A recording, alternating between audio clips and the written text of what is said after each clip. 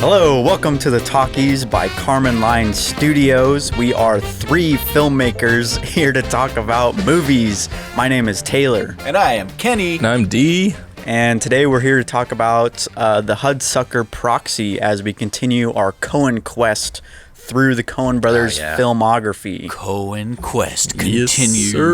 Yes, So we've done all of their previous films up to this point. Yep. We've made it to Hudsucker Proxy, one of the lesser known movies by the Coens. Not a lot of people talk about this one. I remember the title because I remember seeing the cover in Blockbuster. Oh, is that right? Oh, that's interesting. Yeah. I had never heard of this movie. Then a filmmaking protege told me I needed to see it. I watched it, blew my mind. It has been one of my favorite movies ever since. But it was first time for both of you guys. Yeah. Yep, it was. So let's hear your potentially different views. Potentially. Like we don't know already. D likes this movie quite a bit. This was an absolute joy to watch. It reminded me a lot of the Golden Age era movies. The Golden Age, I guess, in my head is different, but I'm thinking about Steven Spielberg early stuff. I think about Hugo and just the way it's presented, and many of the movies that talk about a grand scheme of mise en scène. I love this movie. Grand scheme, mise en scène. Yes, sir. I didn't like it very much. Yeah. I thought it was. I didn't care about the story. I didn't think it was interesting. I liked what I did like. I'll say this: at best, hilarious. At worst, annoying. All right. Yeah. All right. I can respect that. So, Kenny, I know you've said that this is your favorite, but what'd you think of the movie? Surprise. I love this movie. What? I love it a lot. It's interesting, looking at some of the bad reviews I've seen and what you've just said. It does not really do a lot to develop the characters or give us a particularly deep story to grab onto. Like it's very surface level in terms of the story and the characters. It's almost exclusively about theme, place, and really references to noir movie tropes. Yeah. Like throughout. I mean, like the entire thing's one big noir trope. Yeah. Yeah. Yeah. It just and I could see that being a recipe for a disastrous movie. Mm-hmm. It just so happens it is all of the tropes and type of sense of humor that is perfectly in line with like what I just love. Yeah, it's to your taste. Like this movie screams my personality. Yeah. While maybe not having the kind of story, it still has the high caliber of writing in terms of dialogue that you expect from the Coen brothers, but not the same kind of writing that we see in some of their much more complex stories that they tell, for sure. Oh, yeah. Sure, yeah. Yeah, it just wasn't landing for me. Just wasn't landing. I didn't find most of it funny. Screwball got in the way for me. I didn't really get any. It felt pointless. I don't know what. Like I didn't get much theme out of it even. Well, I would have been really, really perplexed if all three of us came out thinking this movie was a masterpiece, and then seeing the Rotten Tomato scores for it. Yeah. Yeah. Because it's strange to me that the critic score for this is so low. Yeah. I was a little dumbfounded by that. I've always felt like this was a near perfect movie. Yeah. So just for listeners' sake, it's 59%. Yeah. Critic score. Yeah. Big green splat. Yeah. Which is a Rotten Tomato. Actually, I guess 1 percentage point more would have made it. Is it 70% or 60? That does red tomato. 60 is red tomato. That's funny. So it's technically a splat. Yeah, if you have a low C. Yeah, low C. That's funny. They give you red if you have a low C. I'd bump it up to a 60. Yep. Yeah. And leave it there. I could, yeah. Right. You're a 6 out of 10 person here, yeah. Yeah, it's a 90 on my meter. Yeah. I'd say it's pretty close to that for me, yeah. when I saw this the first time and when I saw it this time, it just made me excited about making movies. It did for me too. It does that for me because I see the craftsmanship and the fun in the movie making. So on the screen. In that sense, this reminds me in a very strange way about Dunkirk. When I watched Dunkirk, I thought about how awesome it was to make movies that look and feel this way, right? Dunkirk had, I think, a tremendous emotional arc and everything. I like that too about it. But technically speaking, I really like the filmmaking parts of Dunkirk about what they did to make it possible. Kind of the way that you guys think of Inception a lot. But then I see that same thing in this movie, in Hudsucker Proxy, where there's a lot of things that I see that were very specific, like the what's the Newton ball thing? Yeah. It's like that never losing momentum throughout the entire movie. Yeah. It was, I think, a awe-inspiring work. I like the setup shots with the long shadows over the walls. Again, all the noir callbacks with the smokes. Really cool. Yeah, the set design, again, the mise en scene, the cinematography in this movie is awesome. I just love every shot in this movie. And when I say like writing, I love just the ideas of having like a pervasive visual theme of the idea of a circle. From his drawn circle to the coffee stain on the newspaper to the clock, the big frisbee, circle, the clocks, the clock faces, the circle of karma. Yeah, and all the just being pervasive through a movie is one of those storytelling techniques that always grabs me. Works for me.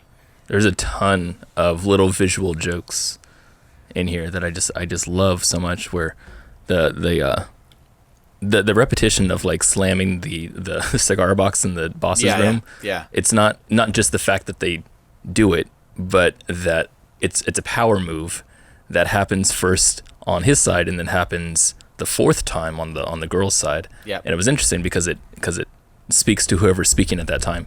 And I really like that callback. Again, the table and the very long table in the meeting room. Table. Yeah. Has a triangle that goes straight to the window. Yeah. As if that's the arrow that it's drawing It's to. like a bowling alley. Yeah, exactly. Like a bowling lane. Yeah. The ticker tape situations. I love that the ticker tape is just nonstop, except for I think for one scene when they just didn't go. How about that sequence where he first gets promoted and then they have this like montage? The laughter? That's constant laughing. Yes. That was hilarious. Great. Technically, this movie, I have no issues with it technically. I thought it was awesome set design and great, like especially those miniature flying shots through the city, like in the beginning. The miniatures were awesome. Amazing. Felt like Tim Burton. Did feel like Tim Burton. Yeah. One thing felt a little weird was they set up this like hyper realism, like it's obviously not realistic, but it's like a fantasy version of Art Deco, like Art Deco world, basically. Yeah. And I think that's awesome. But then they like break it for a second when they do that sequence where the hula hoop becomes a big fad with the kid because they're in a different town. That does seem, all of a sudden it change. Felt like it was real life. Yeah. And I was like, that's weird.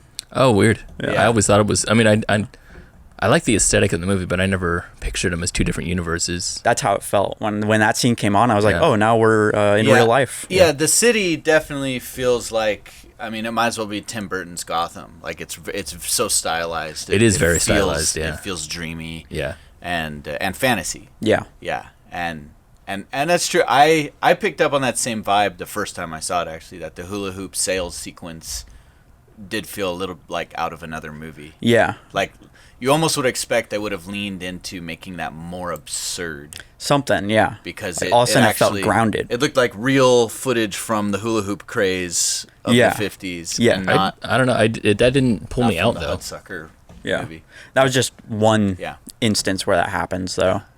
Things I thought worked. The art direction. Some of the absurdity.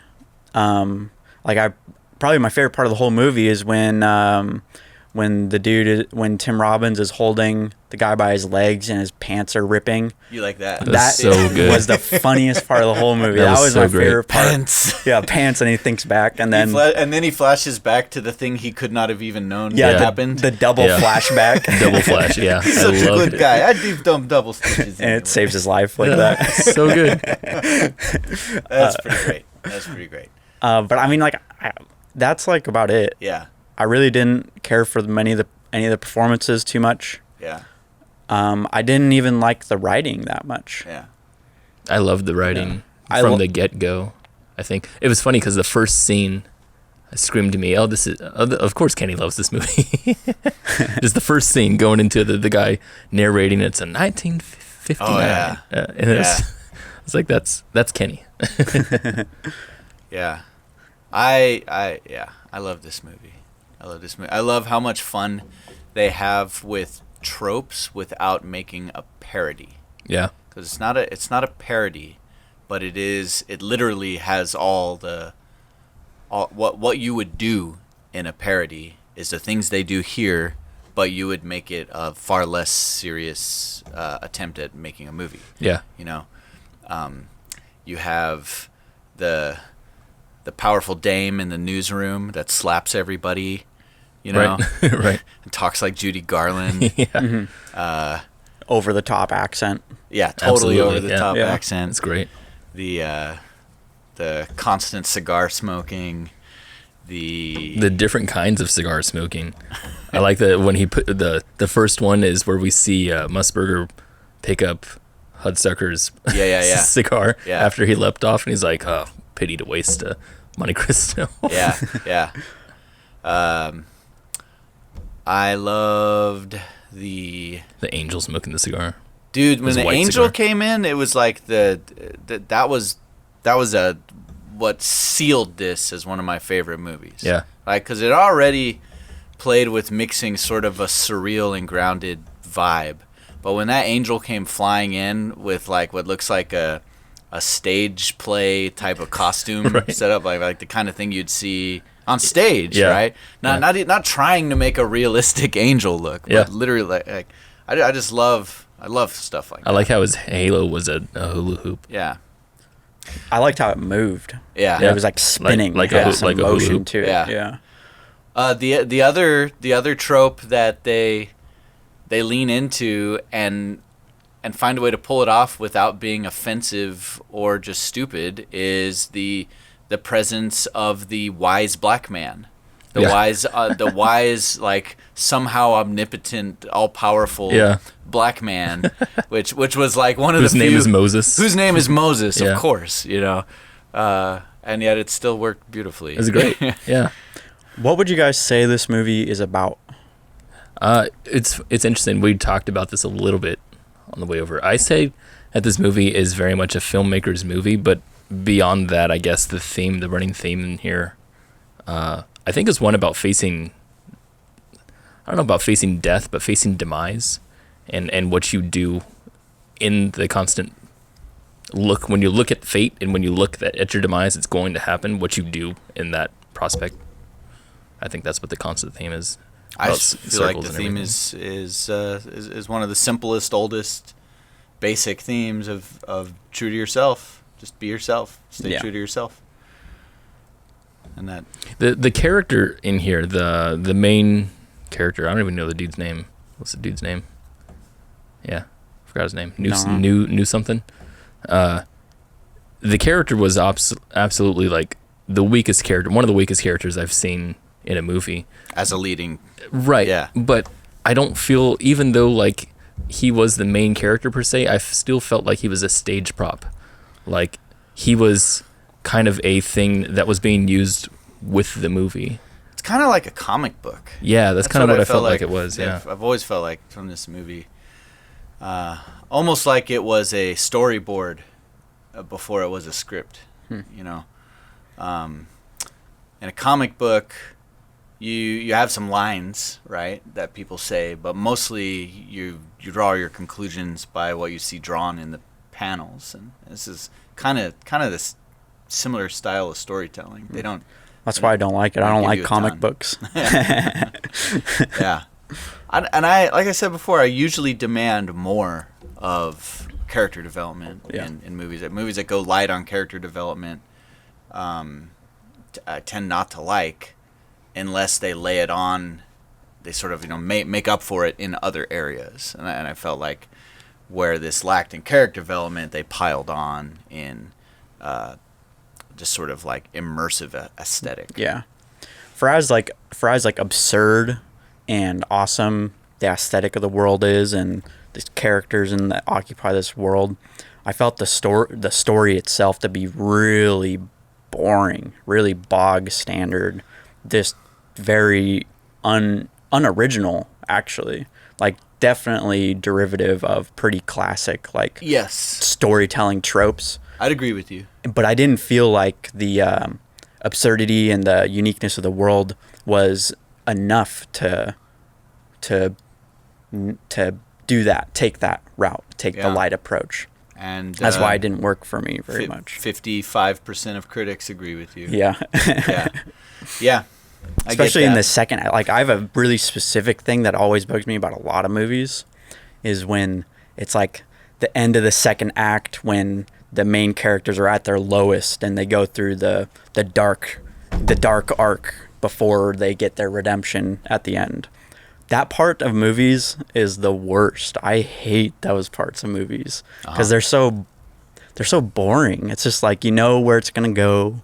We already know they're at their lowest and we just stay there for a while. You know that it's going to turn back around. Yeah. And you're just waiting for it. Yeah. And they're not telling you anymore. I never felt like there was more information being told during that sequence other than he's at his lowest. What part was that? Over and over again. When he's like in the beatnik bar, really drunk and like about to go kill himself and all that. So, and he has that like when he's on Pure Black and everyone's saying all this stuff to him, just saying the same thing over and over again to me. There's a sequence in I think a whole season of BoJack Horseman that has a character that speaks like the girl in here, and it's really funny because it's just a parody. The whole thing's a parody of a bunch of the tropes that they do in different noir films and whatever. But the story, when you look at it, is not about the characters, at least not in that season. And the characters are more just set dressing that dance around a constant theme of depression in that whole series, really. But not in specific season. I can't remember what season it was. And that's what this movie reminded me of, and not just because that specific character is the same, but because I felt like there was a constant theme here, and to me it spoke about death and demise, but not just because the dude leapt out of the window and everything, but because there was a constant look at because the one thing is they had 4 different characters in here that all wanted to leap from the window, right? Like there was a reason why they keep going back to that, and to me it's more than just a visual joke. I think it was more about a theme. I think it was more about nihilism, like they always are. And in that, I feel like they had this theme that was in the world, but then just used these characters to then tell a story that was around the area, but didn't really talk about the characters.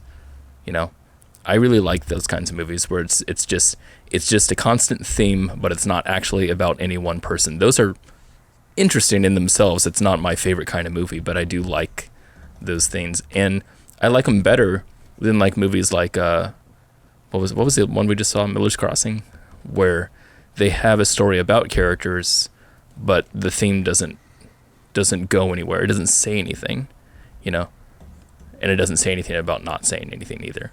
It's like things happen, and in here it feels like things didn't just happen. They all happen for a design. They always happen. They happen for a reason, and I think that's what I liked about this movie.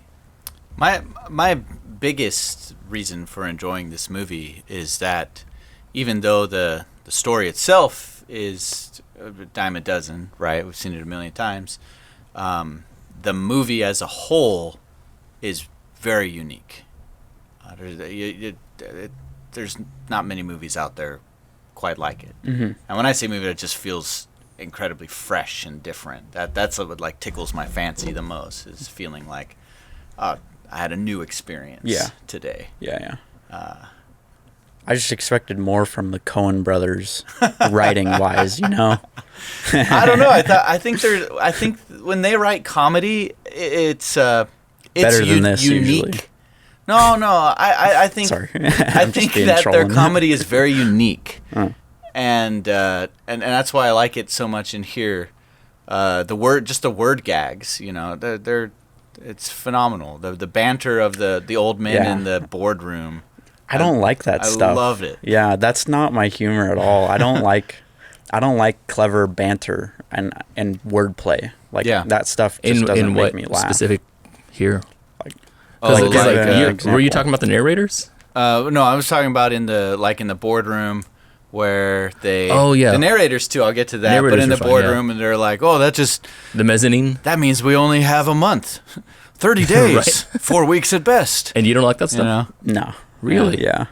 That stuff that tickled me. Yeah, I love that. I love when the taxi driver and the cop at the diner end up becoming narrators of the scene. Yeah. Of the enter the dame scene. Like, I could watch that scene a million times. I could too. That just doesn't work for me. Yeah. It's borderline cringe for me. Really? Yeah. Well, I wonder what's cringy about it. Tickles me jollies. It feels like everyone's done it before? No, it feels like one, it doesn't make me laugh. Yeah. I don't think it's funny. Yeah.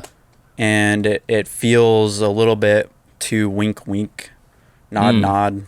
Interesting. I'm being clever. I wonder then if that speaks to me and Kenny specifically because of the times we grew up around this kind of. We grew up in the 50s. No. I mean, grew up around the kind of cynical humor that we grew up around. The 90s with the heavy wink stuff. Well, I did grow up with a lot of with my parents showing me all the movies this movie is referencing.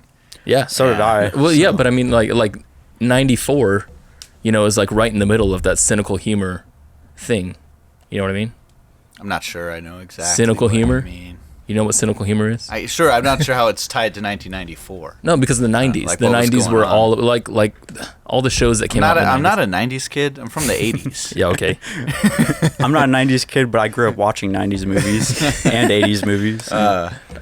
Cultural differences is what I'm saying in those things. But I think anyone's humor is based on their experience as a person and their personality, sure, but also their environment. I feel like the humor in this is old man humor. It's really old. Yeah. It feels aged. No, this is cynical humor. I also just don't like puns. Yeah.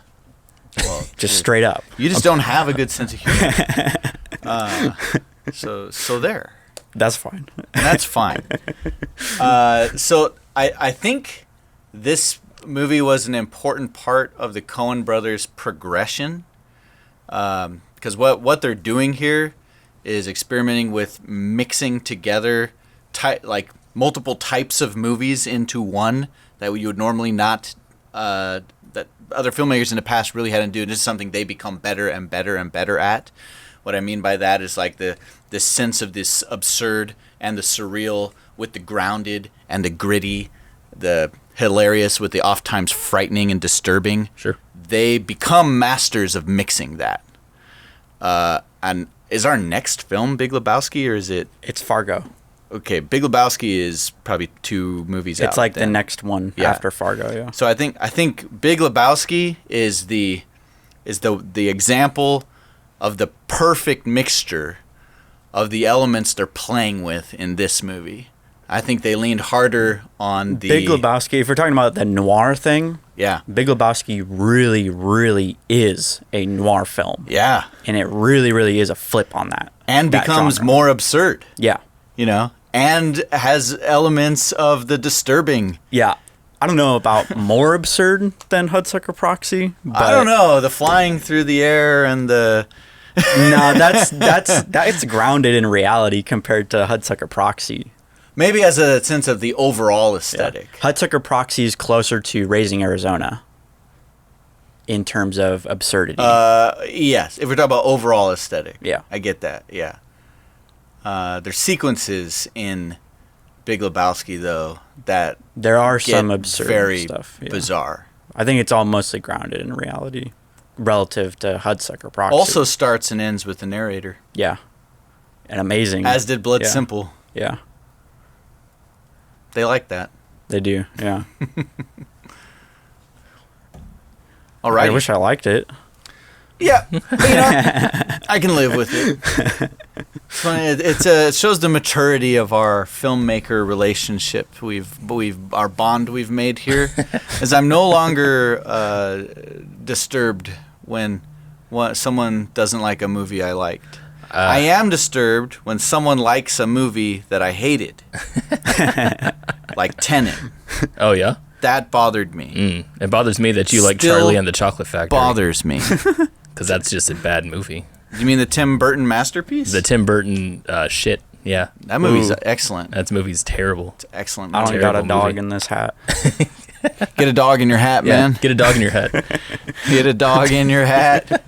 I like the Tim Burton version better than the Gene Wilder one. Yeah. Oh, yeah. Oh, Edgy. That is pretty exactly. edgy, That's what I mean. It's edgy. Damn. That's edgy. Take that. Pizzas. All right. Hey, pizza. It's a short one.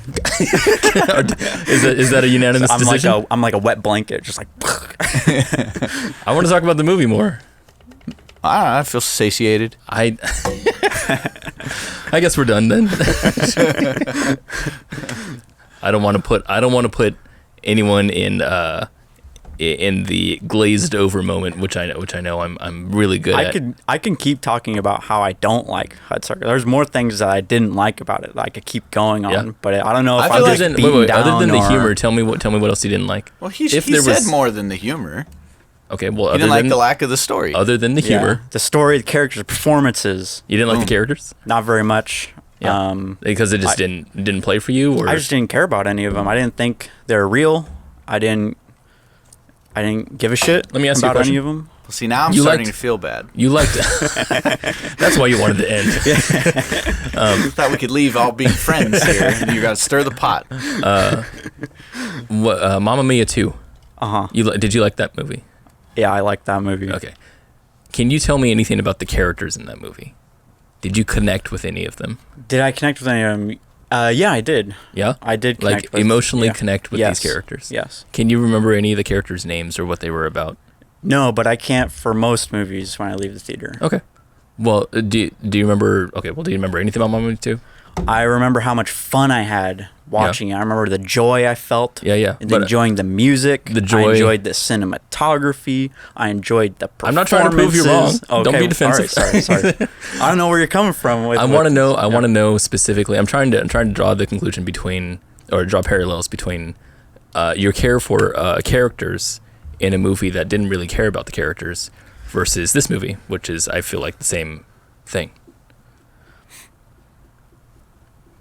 I'm saying that there are some movies that don't care a lot about characters, and if that's one of the reasons why you hated the movie, I wanted to see another movie that did that to you, that said, hey, these are characters that we don't care about, but you still like the movie. I don't know. Mamma Mia 2, I feel like, is one of those.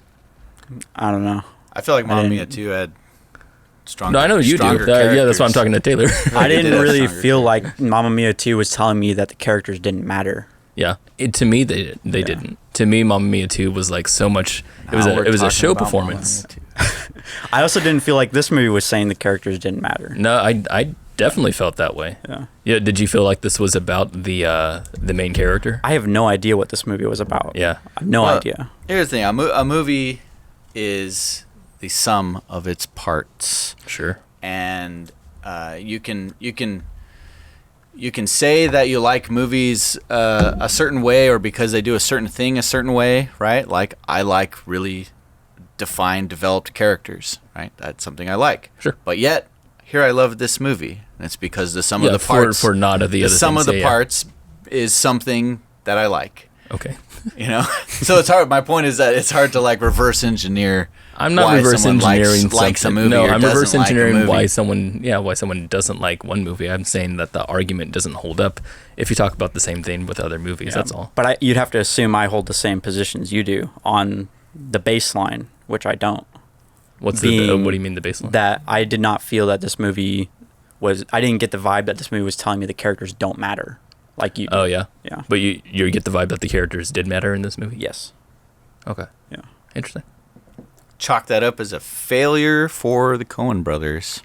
I would. Like, this is probably my least favorite Coen Brothers movie. It's definitely a failure if it's, people don't like it, Well, no, it's only a failure if it's not what they intended to make. Okay, a commercial failure then. It was a commercial failure. No, sure. It's too bad. I used to like this movie, but now I can't. Sorry. Can't like I it love this anymore. movie. It's a great movie. But Taylor doesn't like it, so I don't. Feels Right. bad, man. It's okay. I like talking about. We still have Fargo. Yeah. Still have Fargo. I like Big talking about Lebowski the coming way up. the reasons why we like movies and the reasons why we don't like movies. Yeah. You know, It's really.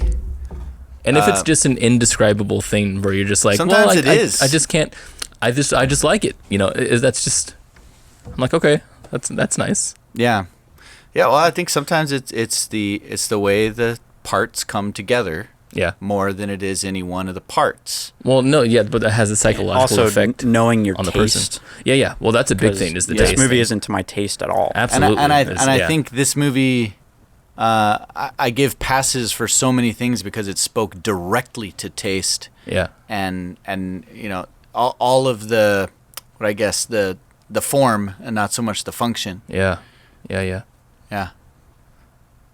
There was a part in the middle where I felt like it was dragging in terms of its pace. I felt feel like that way this is with starting most to get slow movies. and boring. Mm-hmm. Yeah.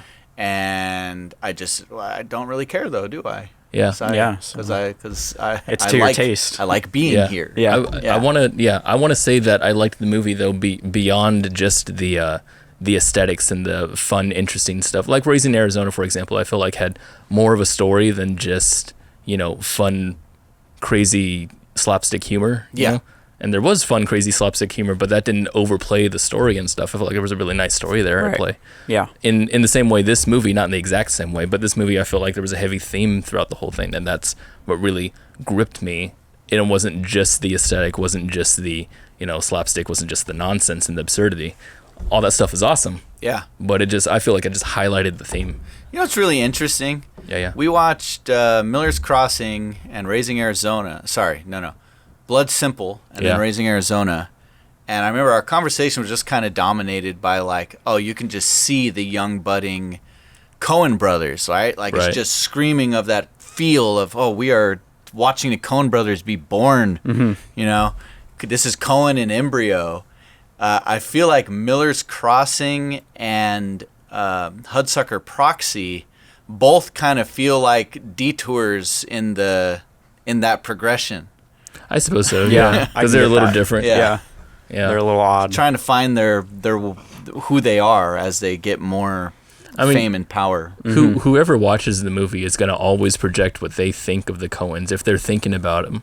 If they think about these movies in terms of the Coen brothers themselves, like someone who doesn't like, someone who doesn't like the Coens, watches this movie and says, "Oh, geez, I can see where the shit begins," and all that. In the same respect, we look at the movies and we're like, "Oh yeah, we see the young budding filmmakers," and I don't think there's really a pattern.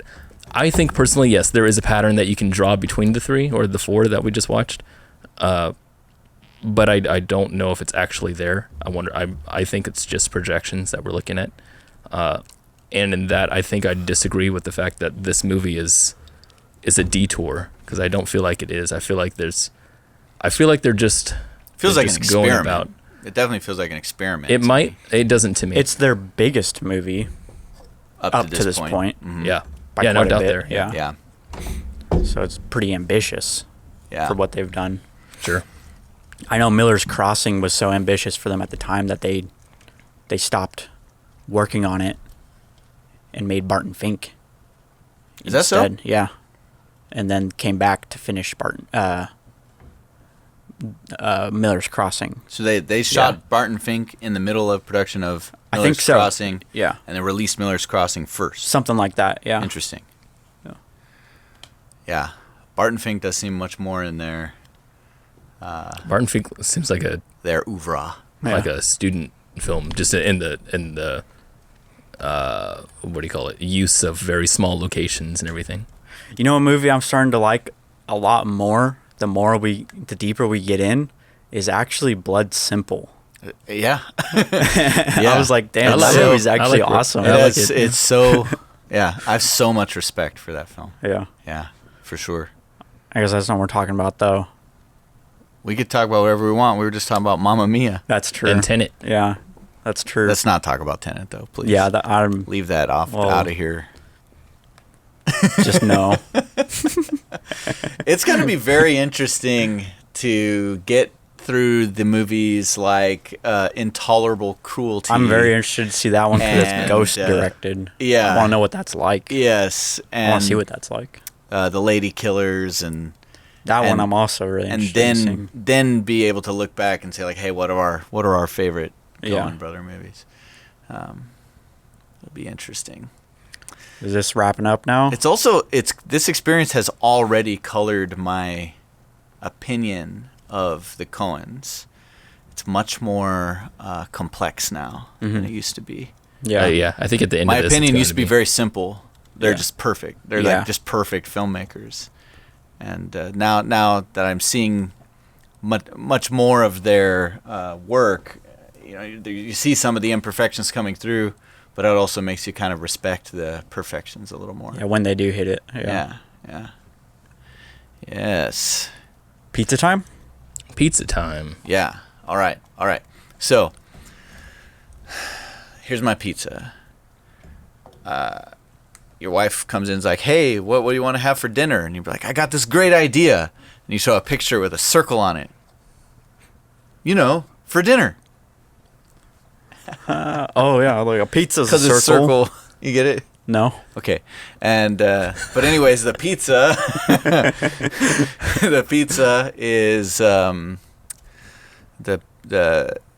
it's a barbecue chicken pizza from the Rainforest Cafe. Hey, that's interesting. that's a good pizza. Yeah. But That's the a good setting is pizza. important because it's goofy. It's dark. They have fake absolutely. rainstorms. There's Absolutely. an animatronic monkey. Yes. Yeah, stuff like that. Yeah. What's yours? Mine is you're at the airport. Oh, this is gonna be bad. Sbarro. Heat lamp pizza. The only slice left is a combination, and I really, really don't like combination pizza. Like I just won't eat it. So I don't get pizza. You see, I don't get it. that may be one of the harshest ratings you've ever given, and we've seen some bad movies. Ouch. It's still good pizza, I would say. It's just not to my taste. It's just you didn't I don't need like it. combination You just pizza. didn't need it. Lots of Sbarro people love combination Under pizza. a heat lamp? That's It's not better- that it's good pizza. It No. isn't. Better It than isn't. a frozen pizza or a thawed pizza. It isn't.